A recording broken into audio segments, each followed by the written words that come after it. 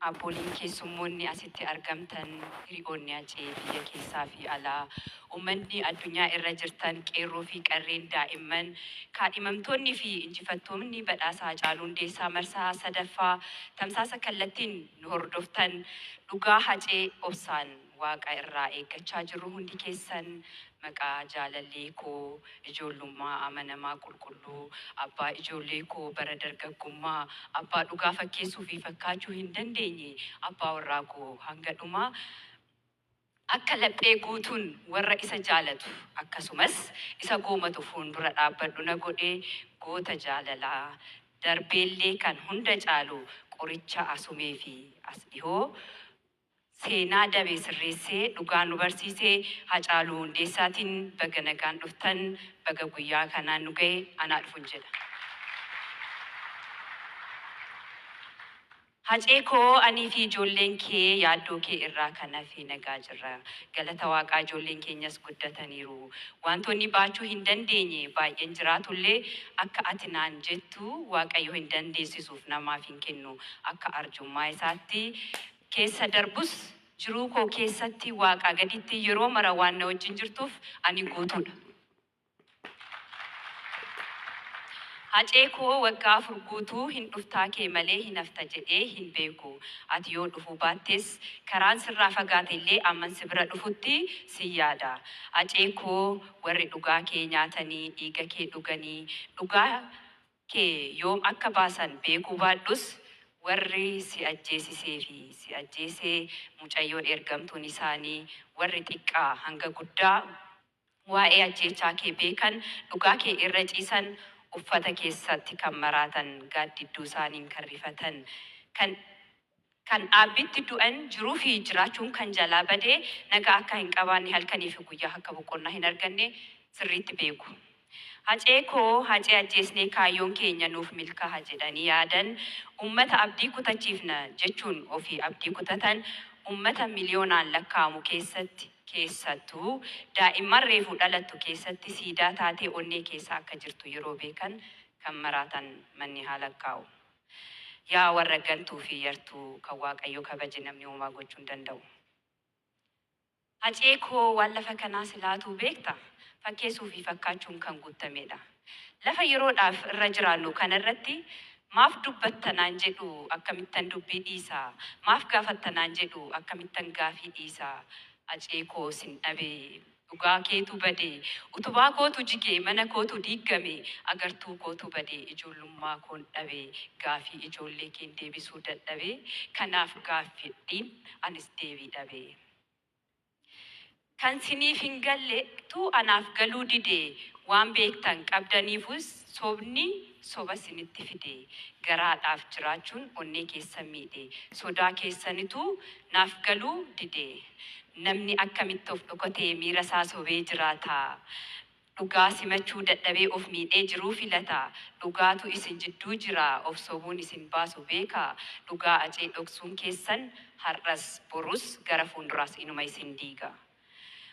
Hundi inuma ta'a guyyuma eeggataa baay'een biyyee ta'ee biyyee dhuma nyaataa kan afaan qabatee taa'u gaaf tokko inuma dubbataa hin bubbula malee Hacee koo dhugaan kee yoom dhokataa. Hacee koo anaaf eenyumtuu qulqulluu miti yeroo darbes dubbadheeraa ammas nan dubbadhaa amma dhugaan saba'utti dubbii koo hin dhiisu. Hacee koo anaaf eenyumtuu qulqulluu miti mootummaan isaa ta'u warri miti mootummaa dhugaa Hacee warri beektan nu baasa. Ajjeesaa fi ajjeesisaa isaa seeraaf nuuf dhiyeessa qulqulluu ta'uu keessan nuuf mirkaneessa. Ribxanii taa'uun keessan nama gumaa ta'uu keessan nuuf ibsa. Hacee koo silaa yoona osoo si taate boolla meeqa qottee muka meeqa baate dhugaa barbaachuudhaaf meeqa kuftee kaate gootummaa namummaa ofitti amanamummaa dhugummaa waa'ee baay'ee nu agarsiistee nu barsiiste kan siif kaatu hin jiru Hacee koo mammarattee ciiste nuun ibidda saafaa keessatti nu dhiiste. Bobaanee hin dhaamnu gubannee hin dhumnu si dhabne irra jennee abdii hin kutannu Hacee koo nuuf beeki yeroo hunda akka si jaalannu akka si kabajnu akka sitti boonnu. Hacee koo anaan na ajjeesuu biyyittiin garuu nagaa hin argattu akkuma naan jettee erga ati dabartee waan ta'aa jirruu fi waan waan taanee fi waan ta'aa jirru hundi keessan ni beektu. Hacee koo dubbadhee iffitu waan lafa kanaa na dhaggeeffadhu waanuma xiqqoon dabala. Guyyaa silaan dhuftu biyya biraa jirtaa qaamaan sin argadhu fagaattee deemteetta yaadaa fi qalbiin abjuun na waliin jirta.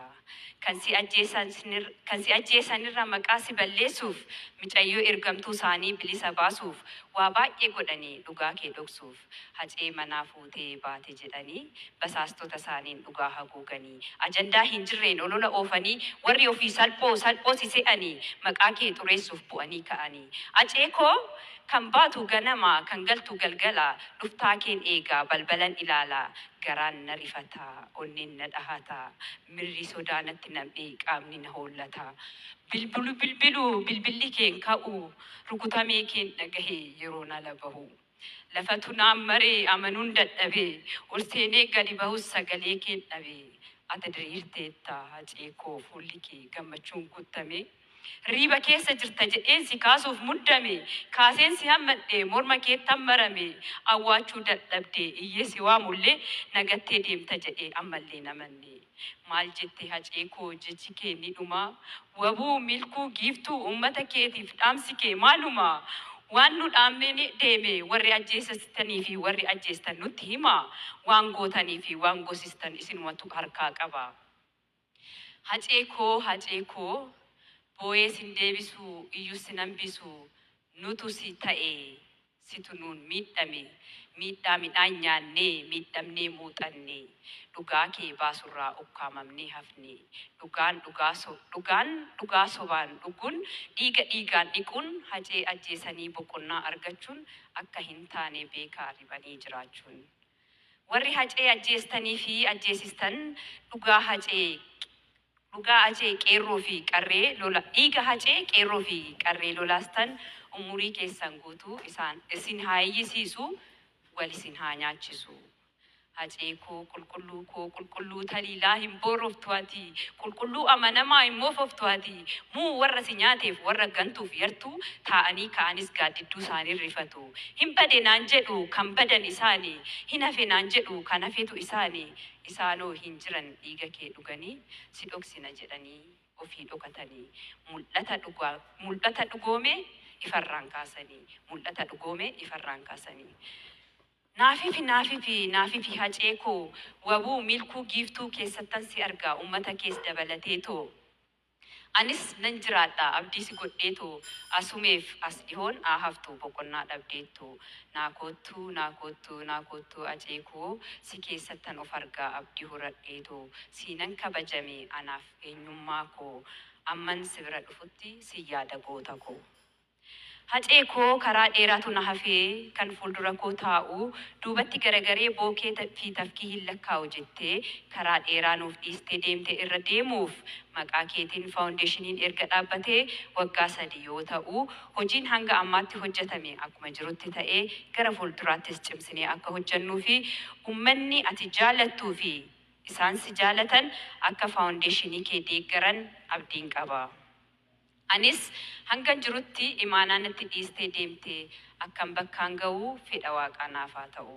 Hacee koo har'a aartii ati keessa dabartee deemtee quuqama uummata kee itti ibsachaa turtee jajjabeessuu fi arjummaa fi gara laafummaa kee nutti dhiistee kennata kee yookaan leegaasii kee itti fufsiisuuf waggaa waggaan badhaasa maqaa keetiin qopheessuun akkasumas warroota hojii hin dagatamne aartii Oromoo keessatti hojjetan darban yaadachuu.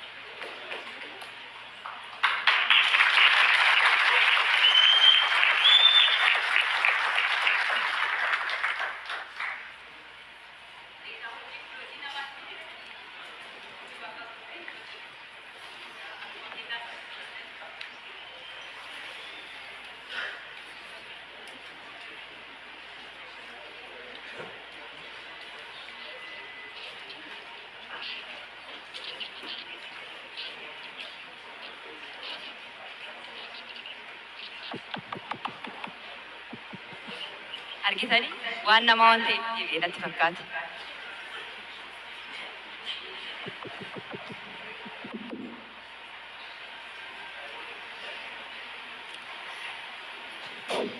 Egaa irran deebi'a bakka dhaabbadhee irraan itti fufa. Hacee koo ammas akka addaan hin cinne kaabdiin qaba warra iskaayilaayiti itti nuu hima. Hacee koo har'a aartii ati keessa dabartee deemtee quuqama uummata kee itti ibsachaa turte jajjabeessuu fi arjummaa fi gara laafummaa kee nutti dhiistee kennata yookaan leegaasii kee itti fufsiisuuf waggaa waggaan badhaasa maqaa keetiin qopheessuun akkasumas warroota hojii hin dagatamne aartii Oromoo keessatti hojjetanii darban yaadachuuf akka namaatti osoo hin taane akka fedha waaqaatti marsaa sadaffaarra geenyeerra. Ati akka odaa taatee si jalatti walitti qabamnee sagantaa qophii irratti hirmaachuuf keessummoonni kee fi jaalattoonni kee na eegaa jiru waan ta'eef Hacee koo gara isaanittan darba. Dorgomtoonni fi injifattoonni badhaasa Hacaaluu Hundeessaa marsaa sadaffaa irra deebi'uun baga nagaan dhuftan anaa dhufun jedha.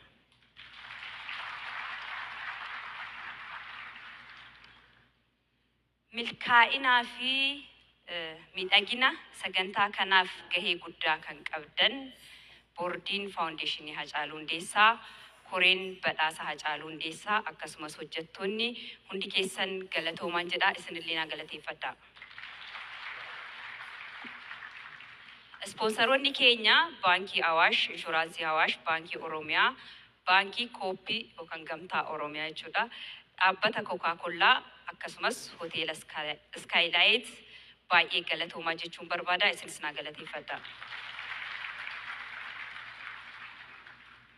Asumarratti waltajjii akkasitti bareedu kana miidhagaa kana kan nu hojjettan warra isteejii kana nu hojjettaniifillee galatoomaa jedha isinis na galateeffadha.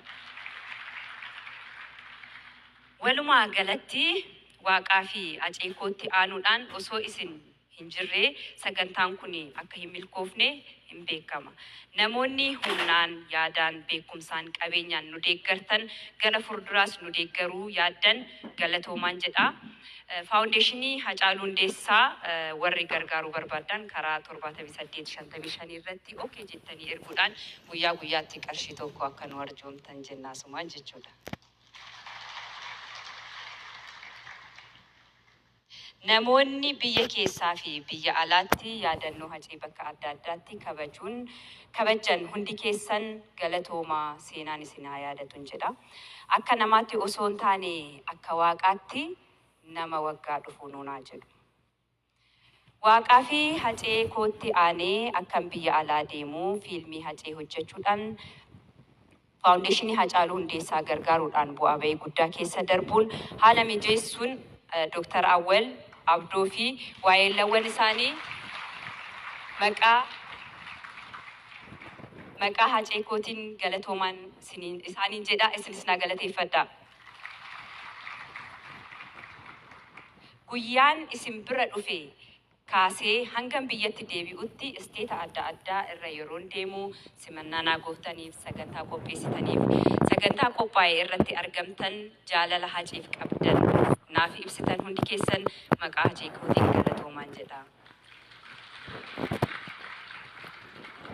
Deemsa jilbiibbii kaleessaa daguun dukkanaan gaaga'e dhaabbadheen deema har'as dhaabbata naaf ta'e teessoo ulfina dhaddacha koo qoluuf hiraaranarraa guca jireenya kootiiti ati abbaa dhugaa fi karraa si'innaa sonaa'ee tole milkiin kakoo situ naaf badhaasee wabii jireenya koo galatoomii abbaa wabii galatoomii.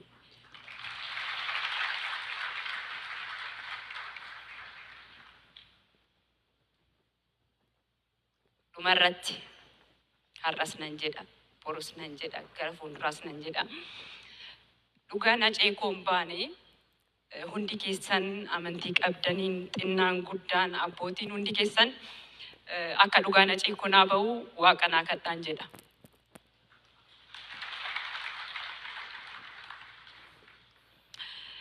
Galatooma.